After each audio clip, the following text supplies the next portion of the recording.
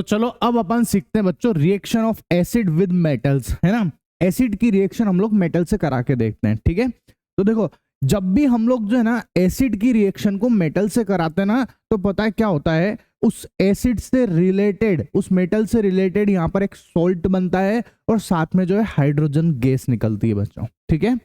तो कैसे होता है मैं समझा दूंगा आपको, बहुत इजी है ना। पहले तो कुछ एग्जांपल देखते हैं, मैंने लिख भी रखा है, देखो एसिड की रिएक्शन आप मेटल से कराओगे तो सॉल्ट बनेगा और हाइड्रोजन गैस लिबरेट होगी, बाहर निकलेगी हाइड्रोजन गैस, ठीक है।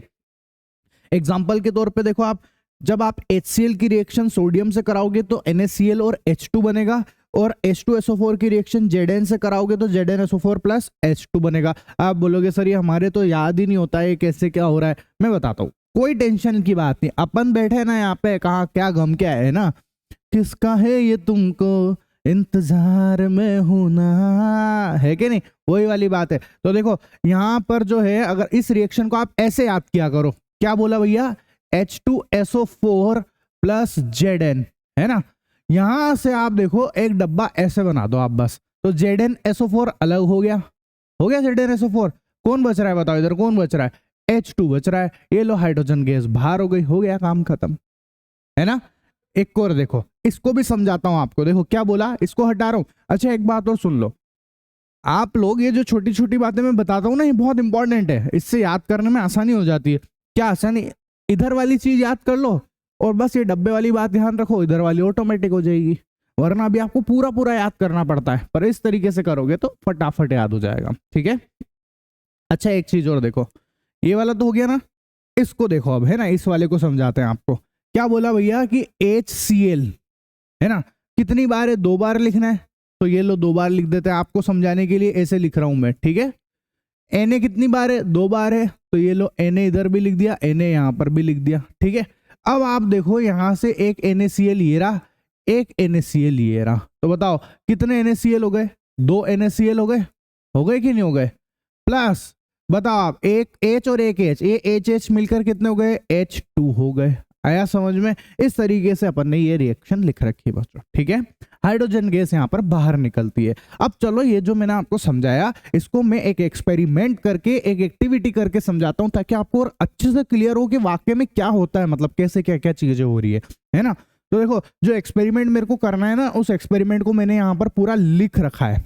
अब जो मैं आपको समझाने जा रहा हूँ ना, वो पूरा यहाँ पे लिख के भी दे रखा है, एग्जाम में पूछा भी जाता है, ये बहुत बार पूछा जाता है, ठीक है। मोस्ट इंपॉर्टेंट क्वेश्चन है ये वाला, है ना, तो ये मैंने लिख रखा है, आप आराम से पढ़ लेना। अब मैं आपको समझा देता हूँ, ठीक है। जब मैं आपको समझाऊंगा ना, तो आपको रट्टा मारने की जरूरत नहीं पड़ेगी, ऑटोमेटिक खुद से ही याद हो जाएगा, देखना अभी क्या होता है, ठीक। तो चलो भैया देखो, एक्सपेरिमेंट करने के लिए मैंने क्या किया, यहाँ पर एक स्टैंड ले लिया, है ना, और उस स्टैंड से जो है मैंने टेस्ट ट्यूब को यहाँ पर अटैच कर रखा है, ठीक है। स्टैंड है, उससे टेस्ट ट्यूब को अटैच कर रखा है ना। अब मैंने क्या करा है, यहाँ पे इस टेस्ट ट्यूब के अंदर जो है ना बच्चों, यहाँ पर मैंने कुछ जिंक के ग्रेनुअल्स डाल दिए, ग्रेनुअल्स मतलब जिंक के टुकड़े डाल दिए यहाँ पर, है ना। और इसके अंदर जो है मैंने इस टेस्ट ट्यूब में H2SO4 भर दिया बच्चों। क्या भरा है, H2SO4। H2SO4 कौन है, सल्फ्यूरिक एसिड है, ठीक है। क्या क्या करा, बोलो क्या क्या करा, दोबारा से देखना, आराम से समझना, क्या क्या करा, सब हटाता हूं यहां से, बोलो क्या क्या करा। सबसे पहले मैंने जिंक के ग्रेनुअल्स डाले और H2SO4 इसके अंदर भर दिया, क्लियर है, जिंक के टुकड़े डाले और H2SO4 भर दिया यहां पर, ठीक है। अब क्या होता है, जैसे ही हम H2SO4 भरते हैं, यहां पर से हाइड्रोजन गैस बाहर निकलना स्टार्ट हो जाती है बच्चों, हाइड्रोजन गैस बाहर निकलती है, और वो बाहर निकल के इसे उड़ जा रही है, बाहर निकल रही है ना। पर हमको उसको बाहर नहीं जाने देना है, उसको ऐसे वेस्ट नहीं जाने देना है, तो हमने क्या करा भैया, उसको रोकने के लिए, अच्छा वो बाहर निकल रही है, अभी यहाँ पर अपने को दिख रही है क्या, वो बताओ, आपको दिख रही है क्या, नहीं दिख रही है ना, पर अब आपको तो दिखाना भी, आपको समझाना भी है, तो इसलिए मैंने क्या करा यहाँ पे, यहाँ पर जो है एक, इसको जो है ना टेस्ट ट्यूब को, इसको मैंने कॉर्क से जो है यहाँ पे ऐसे कवर कर दिया, ठीक है। और क्या करा, इस कॉर्क के अंदर, यहाँ पे ये तो कॉर्क से तो इसको कवर कर दिया, है ना। और यहाँ पर जो है मैंने एक बीकर लिया, जिसके अंदर मैंने साबुन का पानी, सोप सॉल्यूशन भर रखा है, बीकर लिया जिसमें मैंने साबुन का पानी, एक सोप सॉल्यूशन भर रखा है, ठीक है। अब मैं क्या करता हूं, यहां से एक नली को इससे कनेक्ट कर देता हूं, ठीक है, उस सोप सॉल्यूशन में कनेक्ट कर रखा है, और इधर वाला हिस्सा नली का जो है मैंने इस कॉर्क के अंदर से घुसेड़ के इस टेस्ट ट्यूब में भेज रखा है। मतलब वो जो गैस है ना वो इसमें से जाएगी बच्चों अब, ठीक है।